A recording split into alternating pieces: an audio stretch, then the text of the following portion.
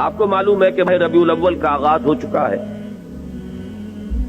دوسری تاریخ ختم ہوئی اور آج ہم تیسری شب میں اس وقت یہاں بیٹھے ہیں۔ یہ ماہ مبارک حضور صلی اللہ علیہ وسلم کی سیرت مطہرہ سے ایک بڑا گہرا تعلق رکھتا ہے۔ حضور کی ولادت باسعادت بھی اسی ماہ مبارک میں ہوئی، اگرچہ تاریخ کے بارے میں اختلاف ہے۔ حضور کا انتقال بھی اس ماہ مبارک میں ہوا، اور وہ متفق علیہ تاریخ ہے 12 ربیع الاول اصل میں حضور کا یوم وفات ہے، اور اکثر محققین کی رائے یہ ہے کہ آپ کا یوم ولادت جو ہے وہ 9 ربیع الاول ہے۔ یہی وجہ ہے کہ مجھے یاد ہے کہ ہمارے بچپن میں اس دن کو جو لوگ کچھ تھوڑا بہت مناتے بھی تھے تو 12 وفات کے نام سے در حقیقت یہ نام یاد کیا جاتا تھا۔ حضور صلی اللہ علیہ وسلم کی وفات کا دن ہے، کچھ کھانا پکا کر کچھ غریبوں کو مساکین کو کھلانا، یہ در حقیقت چیز تھی کہ جو اب ہوتے ہوتے اس نے بہت ہی ایک دوسری صورت اختیار کر لی ہے۔ اب یہ ایک جشن بن گیا ہے اور ایک عید کا سا سما، بلکہ واقعہ یہ ہے کہ جو اصل 2 عیدیں ہیں وہ کہیں پیچھے چلی گئی ہیں، اور یہ جو 2 عیدیں ہم نے ایجاد کی ہیں، ایک عید میلاد النبی اور ایک عید استقلال، اگر ہم جائزہ لیں تو شاید یہ 2 جو ہے یہ زیادہ فور گراؤنڈ میں آ چکی ہیں۔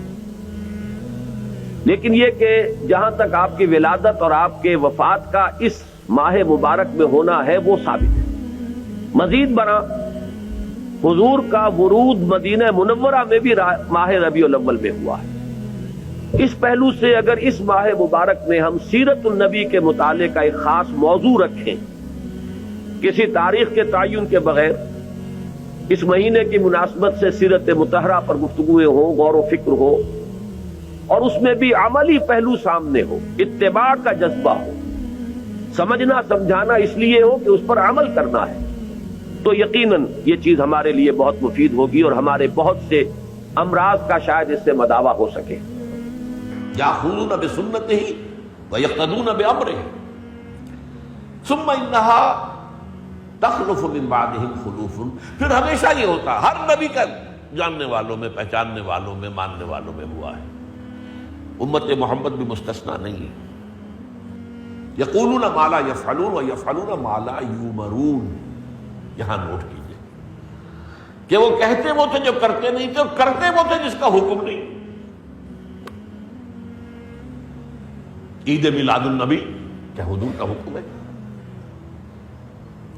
کیا اس کا کوئی ثبوت صحابہ سے ہے؟ کیا ہم صحابہ کے مقابلے میں حضور سے زیادہ محبت کرتے ہیں؟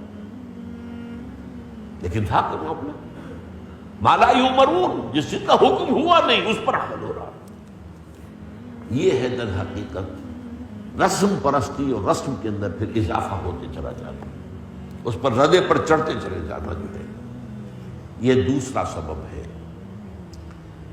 اور اس کا ایک نتیجہ جو نکلتا ہے وہ اسی پر بات ختم کروں گا، اگرچہ ایک اور حدیث جو ہے اس موضوع پر بہت اہم ہے۔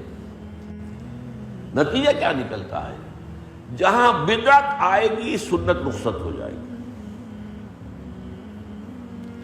اب نماز جنازہ کی وہ اہمیت نہیں ہوگی، نہ نماز جنازہ یاد کرنی ہے، نہ دعا یاد کرنی ہے، کچھ پتہ نہیں، جا کے کھڑے ہو گئے ہیں، وضو بھی ہے کہ نہیں ہے، لیکن قرآن خوانی میں تو جانا ہی جانا۔ یہ کیوں ہوتا ہے؟ ورنہ یہ کہ نماز کی اہمیت ہوتی، نماز جنازہ کی، آپ اگرچہ عربی نہیں آتی لیکن ترجمہ تو اس دعا کا یاد کر لینا کوئی مشکل کام نہیں ہے، تاکہ کھڑے ہوں دل سے دعا مانگے۔ تو جہاں بدعت آئے گی وہاں سنت جو ہے اس کی حیثیت کم ہو جائے گی، اس کا استخفاف ہوگا یا غائب ہو جائے گا۔